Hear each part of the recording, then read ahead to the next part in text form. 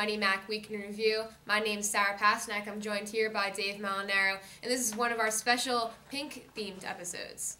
We had a busy week this week, not on campus, on the road. A lot of Mac's teams were in action away from campus. One team locked up a playoff spot. Let's check out women's tennis. The Mighty Mac women's tennis team capped off an impressive 11-3 regular season with back-to-back 7-2 home victories over Marywood and Cairn to lock up the number 2 seed in the CSAC tournament this weekend and a program-best 8-2 conference record. The team was undefeated in doubles this past week, and Annalise Camboraglos was named CSAC Player of the Week and Mighty Mac of the Week, as she won both doubles and singles matches. The Macs will look forward to the CSAC Championships starting in the semifinals with Marywood on Friday afternoon. And with a win, they could advance to the winner of Cabrini and Gwen and Mercy in the CSAC Championship, their first appearance ever this Saturday. Joined here by senior on the Immaculata women's tennis team, Kara Trowbridge. Thanks for coming on. Thank you for having me, Dave. No problem. So the Mighty Macs are rolling right now on the court, 11-3 overall, 6-0 here at home. Can you talk about the season as a whole up until this point? Well, so far it's been a very exciting season. Coming in during preseason, we knew we had a stronger team than the teams in the past, and we were pretty confident. So we took that and rolled with it pretty much, and we used all our skills and our heart mainly and pulled out this wonderful record. And then your own personal record, you're 11-1, and then your doubles record is 10-3, and your partner's Annalise Camboraglos. Yeah. She's Mighty Mac of the Week and was just named CSAC Player of the Week. Can you tell how you two play off each other on the court? First of all, I'm very proud of her for getting recognized by the CSAC. And pretty much, you just have to have confidence in each other and believe in the other person. If you're on the baseline, you have to trust your partner to poach, and you got to back her up, and vice versa. She always backs me up. And if you make a mistake, you move on, still encourage each other, and get the next serve in. And then, as we said, the Mighty Macs did clinch the playoffs. They're in second place.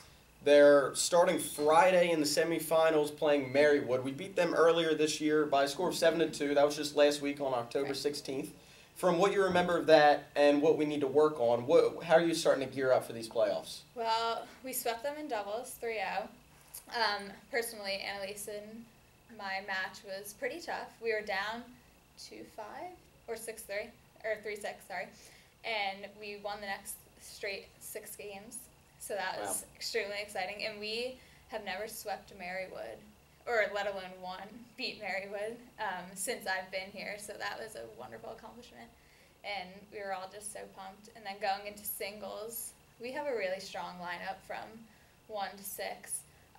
Lauren at number 1 is a fantastic player, always in it, and Nicole at number 2 as well. And then myself at 3, Annalise at 4, Jenna at 5, and Kelly Gross, who's also undefeated in the CSAC in singles play. So she was a great addition. She didn't play last year. She wasn't on the roster, and now she's the number 6 spot, and she's been a great addition to the team. But going into playoffs, we're pretty confident. But we don't want to be too confident because you never know what can happen. But hopefully we pull out another win and make it to the finals. Kara Trowbridge, good luck on Friday in the playoffs. Thank you so much. Thanks for coming in. Let's kick it with men's soccer. They went 1-1 this week and sit in 4th place in the CSAC with 2 weeks left to go in the regular season. They lost at Marywood by a score of 4-2 on Wednesday, despite 2 goals from the Squid Steve Smith, but they bounced back with a solid 4-1 victory on the road at Gwen at Mercy. Alex Schuler, that's my roommate, scored 2 big goals and an assist to go along with goals from the freshman Alex Noel and the team's leading scorer Kyle Jumlon, who sits in 5th place in the conference with 7 goals. The Macs will host Ursinus on Wednesday and Centenary on Saturday with a chance to improve their positioning in the playoff race. The volleyball team also went 1-1 this week as they took their first CSAC loss of the season. They fell to fellow unbeaten Cabrini in straight sets on Wednesday night, but bounced back with a straight win over Centenary at home on Saturday. They will have a big week with 3 CSAC contests, including one at home on Thursday night and the Dig Pink game against Cedar Crest. With a big week, the Macs will lock up their 2nd straight CSAC playoff berth.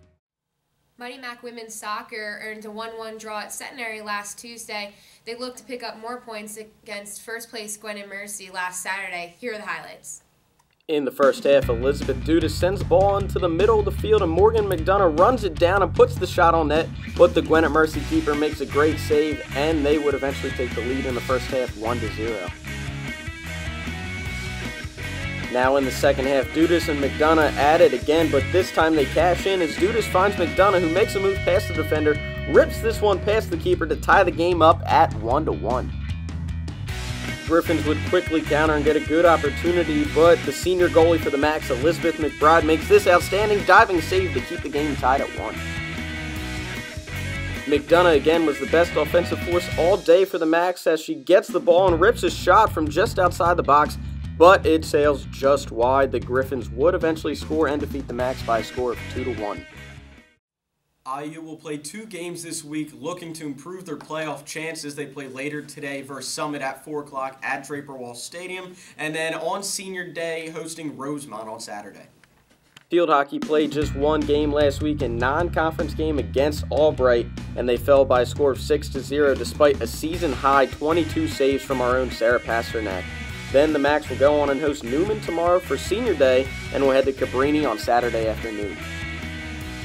The golf team finished in 4th at the Alvernia Fall Invitational last Tuesday, and this past Monday, Erin Harper tied for 2nd place with a 71 at the Franklin and Marshall Fall Invitational, as the team placed 16th.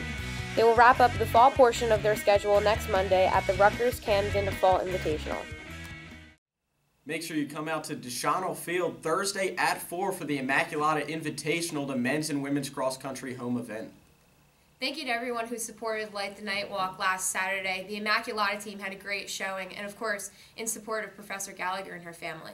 There's another big week of events on campus. A lot of teams towards the end of their season making their playoff push, so make sure you come out and support the Mighty Macs. Also, good luck to the women's tennis team in the playoffs this week. And that's all we have for this episode. Be sure to stay tuned for a special Halloween episode and to see our costumes next week. That's all we have. My name is Sarah Pasternak. And I'm Dave Molinaro. And go Macs.